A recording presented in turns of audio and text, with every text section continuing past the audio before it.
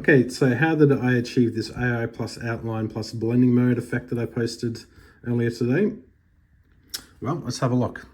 So when I'm working on these things, I tend to start in Photoshop and do my mock-ups there. Then what I do, if I can get something I'm happy with in Photoshop, then I work out how I can recreate that on the iPad. So what I did was bring in one of my background images and a sample photo of myself just to play with. As I know that the iPad app has the blending mode functionality on the print layouts, and as does Photoshop, it's going to be pretty simple just to test those and see which one worked. So in your layers panel in Photoshop, you will see I've got the two layers here, and here is our blending mode panel. So we can scoot down these and get a live preview of how each one works and what it's going to look like. So if I just jump back here, you can see as I go through the different blending modes, it gives me a preview of what it's going to look like. So what I ended up settling on was the hard light blending mode. So that's what we ended up with. So once I knew I was happy with that, then I jumped back over to my PC in the Windows Event Editor, and we just went into the print layout.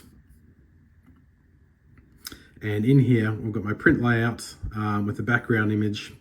Now in this case, I've actually got this set up to display a random use a random background image, which is maybe a topic for another day, but the principle is still the same here. So I've got my background image, and then I've got my photo placeholder.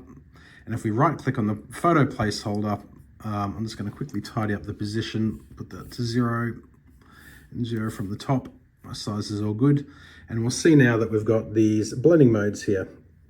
And most of the ones that are available in Photoshop are also available on the iPad app, so I'm going to switch that to hard light. Now, if I wanted to recreate the one I had in Photoshop as well, then what I might also do is just set that saturation to 0, which would give me a black and white effect. But I was pretty happy actually with it in color in the end, so I'm going to just set that back to 1. So if we jump now over to the iPad that I've got here, and we hit the start button, excuse my bare bones interface here. I'll take a picture, and we'll see that we have achieved that similar sort of effect. As I said, I was using a random background where I've sort of blended into the background. Let's run another one.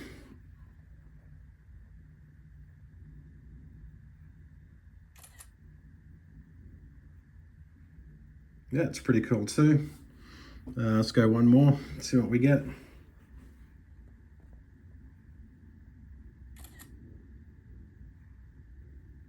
Oh, it's pretty out there. I think my phone's blocking a little bit of that.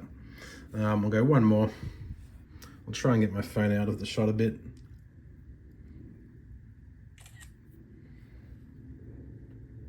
There we go, pretty psychedelic, but that's kind of cool.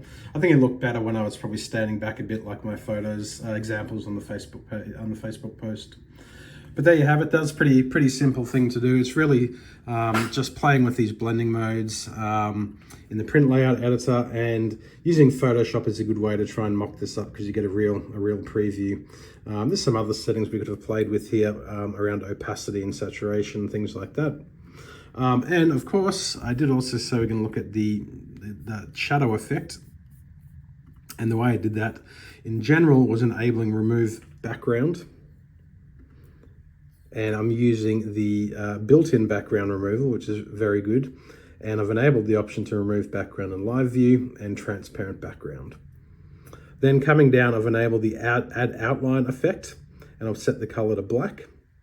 And I've made the thickness of that line 3%.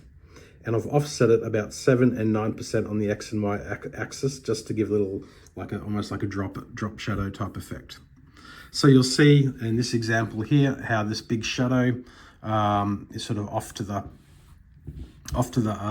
right and down a little bit, and so that's how we did that effect. And I think it's really effective. You know, of course, it's probably sort of a niche effect depending on what you're trying to achieve and what outcome you need, but a lot of fun to play with, and there's a lot of creative options here once you get stuck into it. Any questions, just post in this post, and I will do my best to answer.